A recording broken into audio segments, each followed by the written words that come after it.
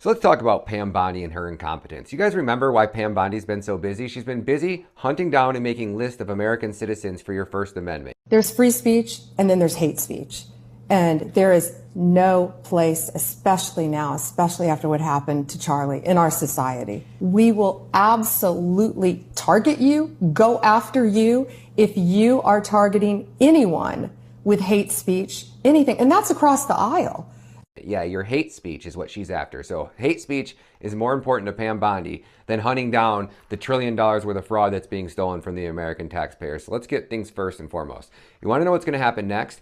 Next, they're going to basically change the laws and they're going to start manipulating the system so that you can't figure out where the fraud is located. So all of these states and all of these Democrat-ran hellholes, do you remember what happened in Arizona when we were tracking the cartels and the money laundering and how Katie Hobbs was literally laundering cartel money through real estate? And then Arizona passed a law so you don't have the ability to find out who owns homes in Arizona, so they can't track the money laundering that's taking place from the cartels.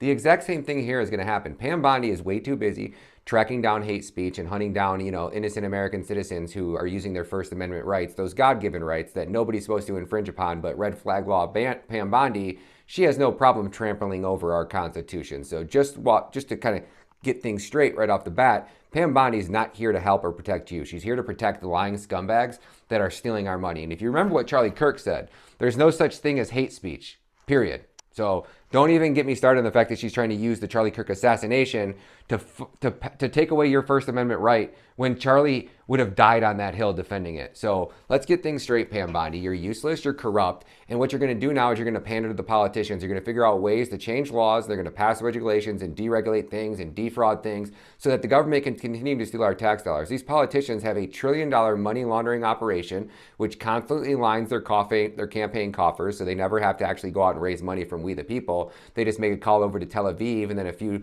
calls to the NGOs and the fraudsters that are stealing trillions of our tax dollars, and that money just gets washed right back into a political campaign, and the cycle repeats. And then it's like, oh, hey, you can do this fraud, you can steal $1 million.